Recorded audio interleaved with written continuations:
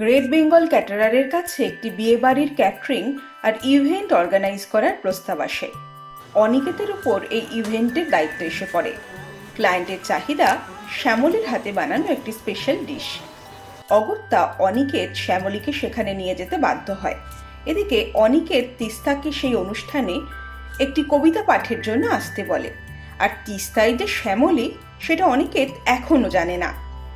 শ্যামলী এখন রান্নার কাজ করবে নাকি তিস্তা হয়ে কবিতা পাঠের আসরে অংশ নেবে? কি করে দুদিক সামলাবে শ্যামলী?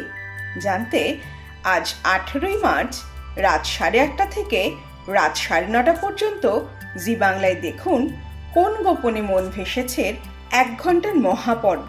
আর হ্যাঁ, এ নিয়ে শ্যামলী আর অনিকেত কি বলছে শুনে নেওয়া যাক তাদের মুখ থেকেই।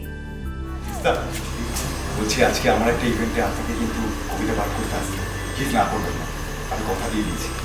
আপনার বাড়ির খুব কাছে গ্রেট বেঙ্গল ক্যাটারারের একটা অনুষ্ঠানে শ্যামলী লুচি ভাজছে এবং সব তত্ত্বাবধানে রয়েছে, কিন্তু এর মধ্যে অনিকেত স্যার ফোন করে বলেছেন যে তিস্তাকে এখানে এসে কবিতা পাঠ করতে হবে।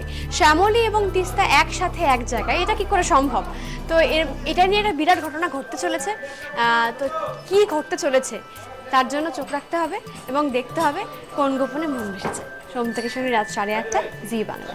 আসতে চলেছে আমাদের কোন গোপনে মন ভেসেছে মহাপর্ব।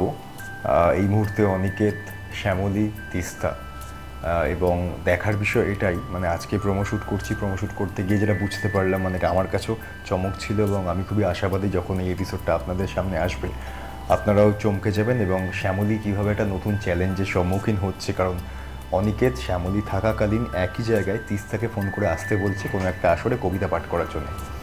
নাও শ্যামলী তিস্তা হয়ে কি সেখানে পৌঁছাতে পারবে না পৌঁছাতে পারবে না, কিংবা কি ঘটবে ওদের জীবনে? শ্যামলী কি ধরা পড়ে যাবে, নাকি তিস্তার অনিকেতের প্রেম আরও দীর্ঘায়ু হবে কোনোভাবে? কি হতে চলেছে জানতে হলে প্লিজ লক্ষ্য রাখুন জি বাংলার পর্দায় কোন গোপনে মন ভেসেছে, সোম থেকে শনি রাত 8:30 18 তারিখ মহাপর্ব দেখতে ভুলবেন না।